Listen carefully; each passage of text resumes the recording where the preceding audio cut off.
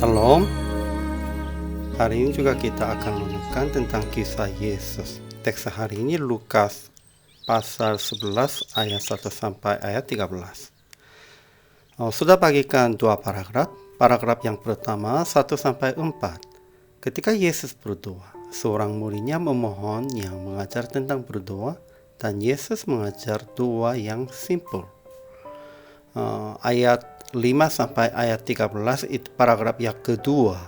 Yesus mengajar prinsip doa yang mendapat jawaban dan mengajar akan berdoa untuk memberikan Roh Kudus.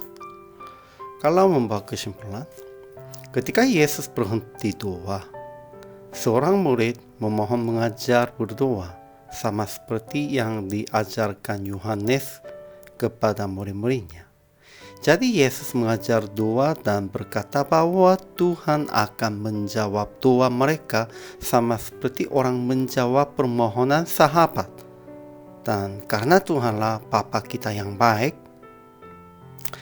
kemudian juga berkata, Ia akan memberikan Roh Kudus kepada mereka yang meminta kepadanya. Ajaran tentang Yesus dan Allah. Yesus mengajar tentang doa dengan teladan yang simpel. Tidak usah doanya tambah katanya. Lebih pentingnya simpel dan jelas.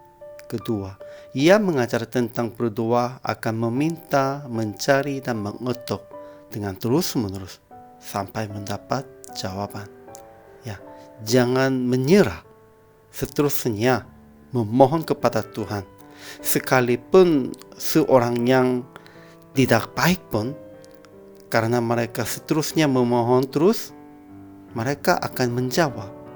Namun Tuhan yang baik, Bapa kita, akan menjawabnya pasti.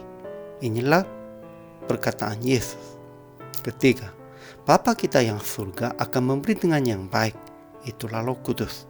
Pentingnya ini, Tuhan akan memberikan kepada kita dengan yang baik. Dan dengan yang baik itu paling baiknya Roh Kudus. Ajaran bagi kita, berdoa dengan simpel dan jelas, tidak usah tambah banyak kata-katanya.